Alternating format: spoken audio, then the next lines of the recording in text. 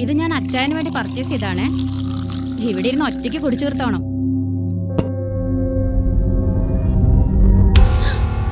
ഇതെന്താ അച്ചായ തോക്കൊക്കെ ആയിട്ട്?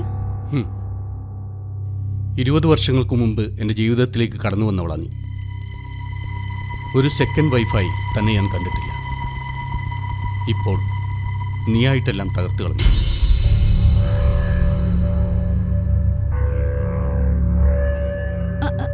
അച്ചായൻ എന്തൊക്കെയായി പറയുന്നേ? ജെറി ജോൺ ഇന്നു മുതലാ തൻ്റെ ഒഴിച്ചുകൂടാനാവാത്ത പ്രോപ്പർട്ടിയായി മാറിയത്. 12th ഫ്ലോറിൽ താമസിക്കുന്ന ജെറി ജോൺ ലൈഫ് ആസ്വദിക്കുന്നുണ്ടെങ്കിൽ അതിലെ പാർട്ട്ണർ താനാണെന്ന് മനസ്സിലാക്കാൻ എനിക്ക് 1.5 വർഷങ്ങൾ വേണ്ടി വന്നു. തന്നേക്കാൾ 10 വയസ്സ് പ്രായം കുറവുള്ള ഒരാളോടൊപ്പം മണിക്കൂറുകൾ ചെലവഴിക്കുമ്പോൾ പ്രായമായ ഒരു മകളുണ്ടെന്ന കാര്യം നീ ഓർത്തില്ല. അവളുടെ ഫ്യൂച്ചർ നീ ഓർത്തില്ല. അച്ചായ, എൽസ വില്യംസ് തെറ്റൊന്നും ചെയ്തിട്ടില്ല. പിന്നെ നോ, ഇനി എൻ്റെ മുന്നിൽ നീ എൽസ വില്യംസായി നിൽക്കാൻ പാടില്ല. എൽസ കുര്യൻ തൻ്റെ ആദ്യത്തെ ഭർത്താവ്. അയാൾ തന്നെക്കാൾ മാന്യനായിരുന്നു.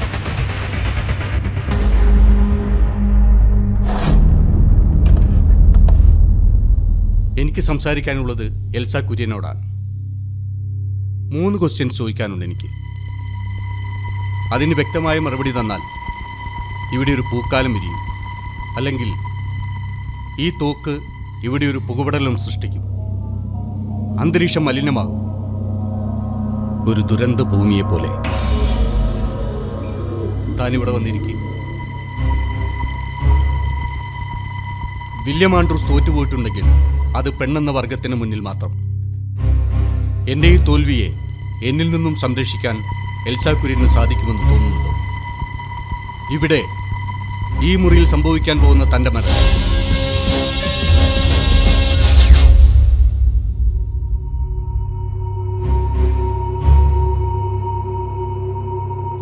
അതിനെ അതിജീവിക്കാൻ തനിക്കാവും. This is my second question. ചുരുക്കി പറഞ്ഞാൽ വില്യം ആൻഡ്രൂസിന്റെ ജീവിതത്തിൽ നിന്നും എൽസ കുര്യൻ എന്നേക്കുമായി കടന്നുപോകുന്നു. Am I right? മരിക്കുന്നതിനു മുമ്പ് എൽസ കുര്യൻ എന്തെങ്കിലും ആഗ്രഹമുണ്ടോ? ടെൽ മീ, എന്നിൽ നിന്നും അവസാനമായി എന്തെങ്കിലും പ്രതീക്ഷിക്കുന്നുണ്ടോ? This is my last question.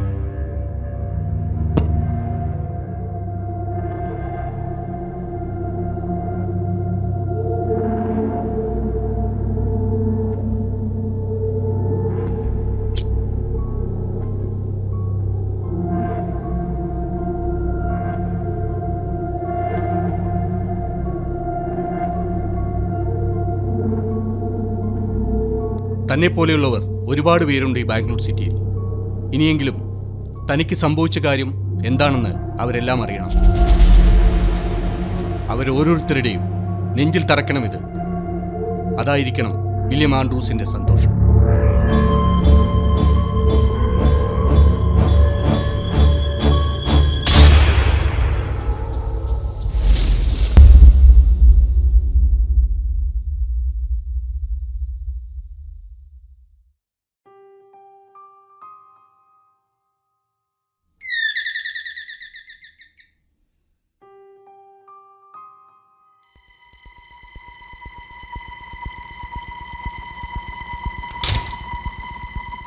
Yes.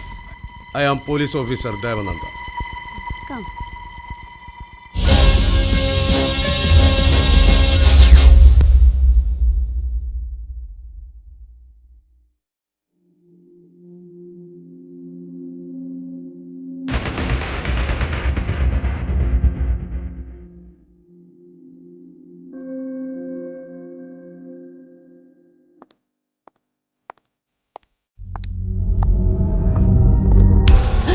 പേടിച്ചോ? Sit down. വില്യംസിനെ കുറിച്ച് ചില കാര്യങ്ങൾ അറിയാനാണ് ഞാൻ വന്നത്. യെസ്. ഓഫീസിൽ എങ്ങനെ? Any problem? ഓഫീസിൽ എന്തെങ്കിലും പ്രോബ്ലം ഉണ്ടായ പിന്നെ അദ്ദേഹം ദേഷ്യം മുഴുവൻ തീർക്കുന്നത് ഇവിടെ വന്നിട്ടാ. അന്നത്തെ സംഭവത്തെ കുറിച്ച് എന്തെങ്കിലും പറയാനുണ്ടോ? ഓഫീസിൽ നിന്നാണ് അദ്ദേഹം നേരത്തെ എത്തിയിരുന്നു. പതിവ് പോലെ കഴിക്കാറുള്ള ഡ്രിങ്ക്സും കഴിച്ചു. എന്തൊക്കെയോ പറഞ്ഞുകൊണ്ട് അലമാരയിൽ നിന്ന് പിസ്റ്റലും എടുത്ത് ബാൽക്കണിയിലേക്ക് പോകുന്നത് കണ്ടു. പിന്നെ നോക്കുമ്പോൾ ബാൽക്കണിയിൽ നിന്ന് പുറത്തേക്ക് ചാടുന്നതാ കണ്ടത്. ഐ തിങ്ക് സ്വയം വെടിവെച്ച് താഴെ വീഴാണെന്ന് തോന്നുന്നു. ബാംഗ്ലൂർ സിറ്റിയിൽ ഇത് 4ാമത്തെ കേസാണ്. എൽസ ഞങ്ങളോടൊപ്പം നിൽക്കേണ്ടി വരും. എൽസ വല്ലാതെ ഭയപ്പെടുന്നുണ്ടല്ലോ.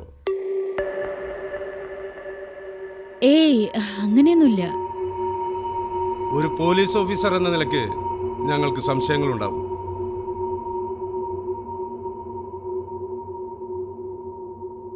പേരെങ്ങനെ? മോണിക്ക. അന്നത്തെ ദിവസം മോൾ എവിടെയായിരുന്നു? പഠിത്തം കഴിഞ്ഞ ഉടനെ വെടിവെച്ച് കേട്ടാണ് ഞാൻ വാതിൽ തുറന്നത്. പിന്നെ കണ്ടത് മമ്മി പറഞ്ഞ പോലെ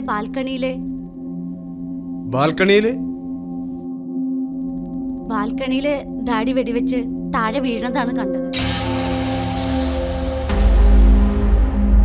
Come here. Take that candle.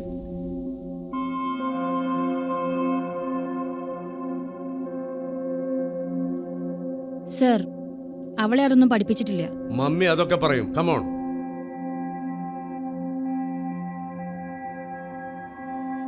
ഇപ്പോ ഒന്നും സംഭവിച്ചില്ലല്ലോ.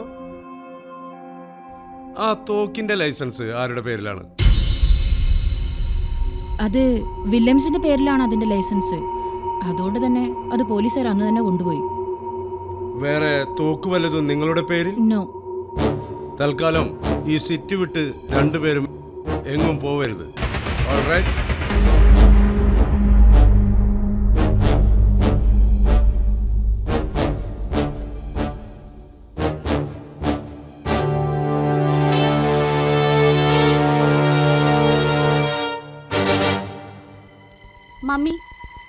മമ്മിയുടെ പേരിലുള്ള തോക്ക് അതിവിടെ ഇല്ലേ? അത് പറയാതെ പോയത് പ്രോബ്ലം ആവില്ലേ?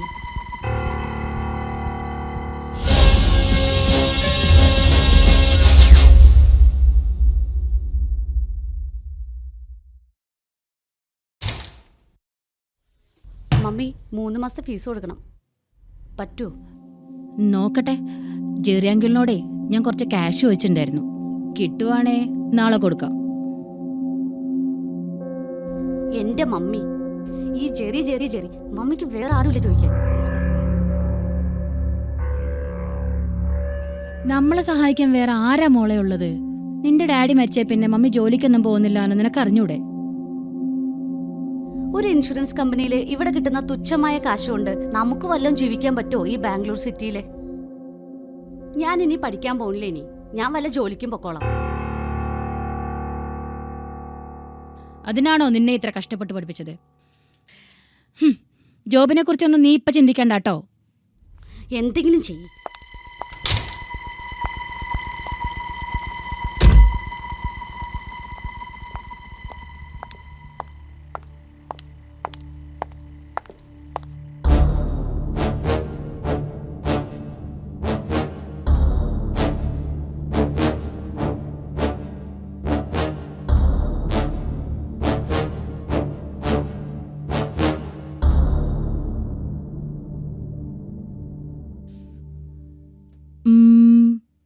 ഒരു 1 ലേക്കെങ്കിലും വേണ്ടി വരും. പിന്നെ ഞാനങ്ങോട്ട് വരാൻ നിൽക്കാട്ടോ. ഇവിടെ തരിച്ചിരുന്നിട്ടേ വല്ലാത്തൊരു ഇറിറ്റേഷൻ. നീ പുറത്തൊന്നും പോയേക്കല്ലേ?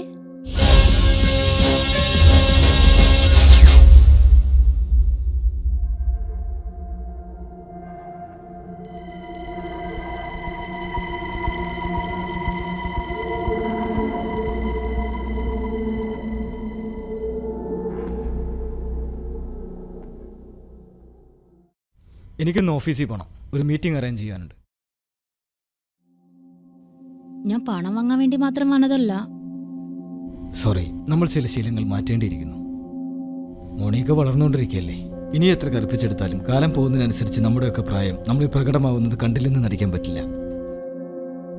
ഞാൻ പറഞ്ഞത് എൽസയുടെ കാര്യം മാത്രമല്ല, എൻ്റെയും.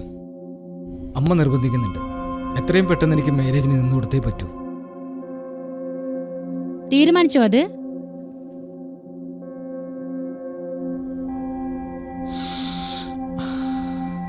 വളച്ചുകെട്ടില്ലാതെ കാര്യം പറയട്ടെ. എൽസ വിചാരിച്ചാൽ മോണിക്ക എനിക്ക് വിവാഹം ചെയ്തു തരാൻ പറ്റില്ലേ? ഇതായിരുന്നു നിന്റെ ഉള്ളിലിരിപ്പ്? അങ്ങനെ എന്തെങ്കിലും ഉണ്ടെങ്കിൽ ഇപ്പൊ അവസാനിപ്പിച്ചോളണം. ഈ ജന്മത്തിൽ നടക്കില്ല. എൽസെ തനിക്ക് അറിയില്ല. പണം മേടിച്ചിട്ടില്ലേ തിരിച്ചു തരാനും എനിക്കറിയാം.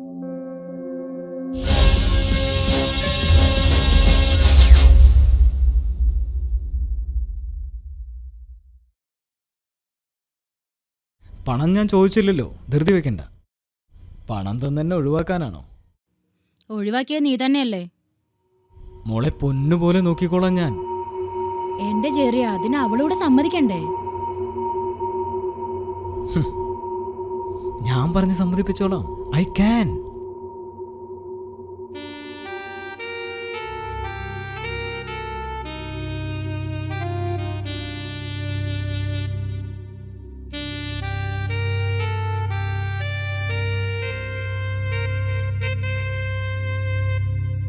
നിനക്ക് വേണ്ടി ഞാൻ എന്തൊക്കെയാ ചെയ്തു കൂട്ടിയത്. എന്നിട്ടിപ്പോ എന്നെ വിട്ടു പോവാൻ തീരുമാനിച്ചു. എന്റെ ഹൃദയം പൊട്ടുകയാണ്. നീ എന്റെ മകളെ ആവശ്യപ്പെട്ടപ്പോ ഞാൻ എന്താ ചെയ്യാ? എന്നേക്കുമായിട്ട് ഞാൻ നിന്നോട് ഉപേക്ഷിക്കുകയാണ്. എന്റെ മോണിക്കയ്ക്ക് വേണ്ടി. പക്ഷേ എനിക്ക് വേണ്ടി ഈ നിമിഷം നീ ഏയ് ടെൽ മീ. എൽസ, നീ എന്ത് പറഞ്ഞാലും ഞാൻ അനുസരിക്കാം. Come on.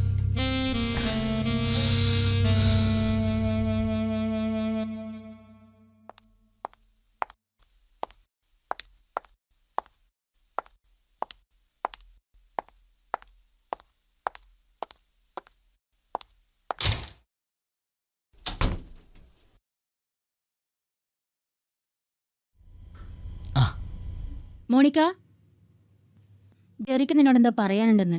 നീ ഒന്നോടെ ഇരുന്നേ. What's a matter? ഇരിക്കവിടെ.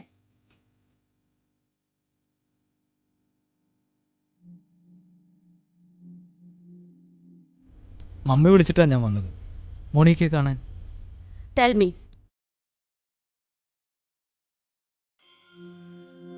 ഇന്നത്തെ കാലത്തൊരു മാരേജിന് തയ്യാറെടുക്കുമ്പോൾ ഏതൊരു പെൺകുട്ടിയുടെയും പേരൻസിൻ്റെ സമ്മതം മാത്രം പോരല്ലോ. എനിക്ക് മോണിക്കയുടെ സമ്മതമാണ് അറിയേണ്ടത്. Your opinion? ജെറിയങ്കിൾ, എനിക്ക് പഠിക്കാൻ ഒരുപാടുണ്ട്. തൽക്കാലം ജെറിയങ്കിൾ ചെന്നാട്ടെ.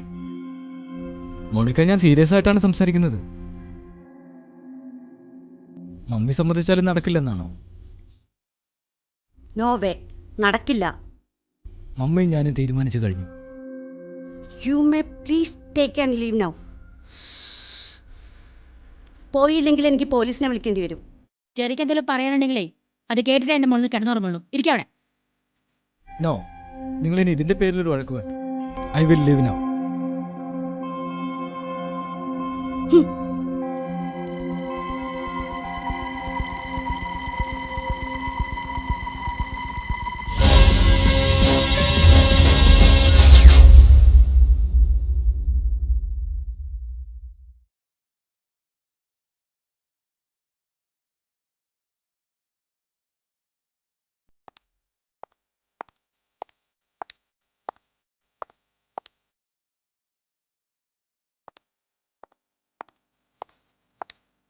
മോണിക്ക, പറഞ്ഞത് കേക്ക്. നീ ജെറിയോടെ പോയിട്ട് എന്തായാലും നീ സോറി പറയണം.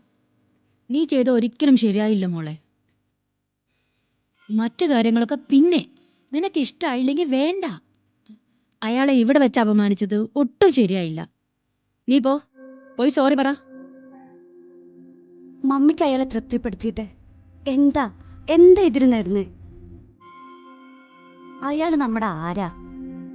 ഒരേ ബിൽഡിങ്ങിൽ താമസിക്കുന്നു. അതിനപ്പുറത്തേക്ക് അയാളുമായിട്ട് എന്താ റിലേഷൻഷിപ്പ്?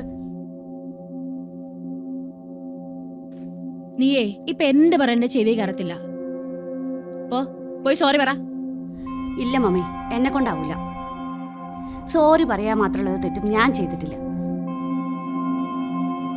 നീയേ പോയിട്ടില്ലെങ്കിൽ ബിൽഡിങ്ങിന്റെ താഴേക്ക് ചാടി ചാവും ഞാൻ. അതുകൂടെ കാണണോ നിനക്ക്? മമ്മി ഒരു മിനിറ്റ്. ഞാനിപ്പോൾ സോറി പറയണം, അത്രയല്ലേ ഉള്ളൂ. ഞാൻ പൊക്കോളാം.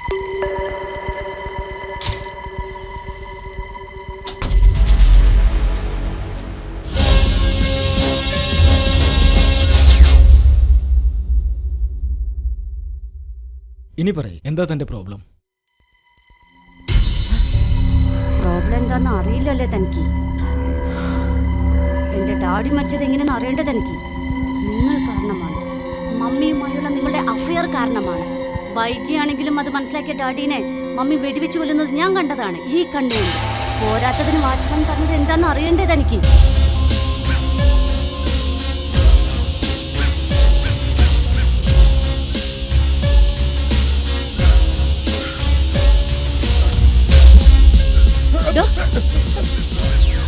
താൻ എന്താ എന്നെ കണ്ടോടിയത്? പേടിച്ചിട്ടാ എന്തിന്? പോലീസ് വന്നത് കണ്ടില്ലേ? അതിന് ഞാൻ എന്തെങ്കിലും പറഞ്ഞാലോ? എന്ത് പറഞ്ഞാലോന്ന്? അത് പുറത്തു പോയി വന്നപ്പോ താഴെ വില്യം സാറ് കാറിന്റെ പുറത്ത് വീട് കിടക്കുന്നത് കണ്ട് ഞാനാ മാറ്റി കിടത്തിയത്. എന്റെ മടി കിടന്ന വില്യം സാർ മരിച്ചത്. മരിക്കുന്നതിന് മുന്നേ വില്യംസ് തന്നോടെന്തെങ്കിലും പറഞ്ഞോ? പറഞ്ഞു. അത് ഞാൻ പോലീസിൽ പറഞ്ഞോളാം. ഇല്ല, നീ എവിടെയും പറയാൻ പോകുന്നില്ല. എത്ര വേണം നിനക്ക്? 1 1,00,000? അത് ഞാൻ തരും.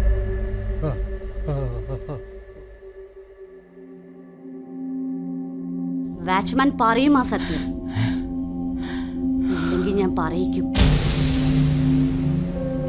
മമ്മി എന്നെ ഇങ്ങോട്ട് പറഞ്ഞു വിട്ടത് എന്തിനാണെന്ന് അറിയണ്ടേ? തന്നോട് സോറി പറയാൻ. Jerry John, I am very sorry.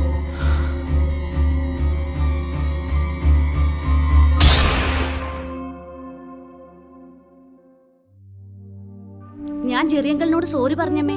ദാ ഈ തോക്കുണ്ട്, ബോഡി അകത്ത് കിടപ്പുണ്ട്. അതെടുത്ത് ജനൽ വഴി പുറത്തേക്ക് ഇടരുത്. അയാളെ വെടിവെച്ചത് ഞാനാണെങ്കിൽ അതിനുള്ള ശിക്ഷ എനിക്ക് മാത്രമുള്ളതാണ്.